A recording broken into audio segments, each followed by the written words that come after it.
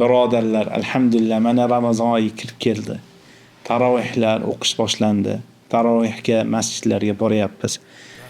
Bir narsaga harakat qilsaylik, inshaalloh bir kechani to'liq turgandek savob olishimiz mumkin. Qanday? Bu to'g'risida hadis kelgan.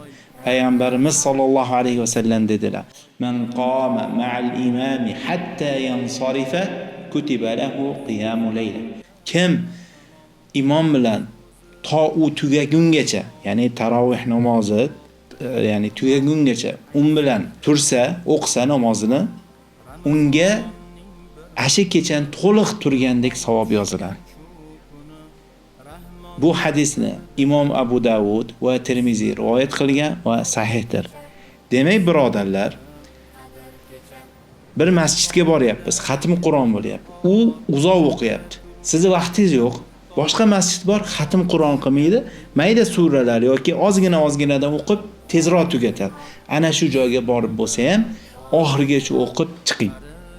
Agar vaqtingiz qisqa bo'lsa, agar sizni ishingiz bo'lsa, lekin albatta afzali xatm Qur'on uzoq o'qiydigan masjidga borib o'qishlik. O'zi birodarlar, bu Ramazon sanoqli kunlar. 1 oy, 29 kun, 30 kun. Shunga harakat qilaylik. Imom bilan to namoz tugagungacha birga o'qiylik, keyin chiqib ketaylik. Mana shu savobdan mahrum bo'lmaylik. Alloh muvaffaq qilsin.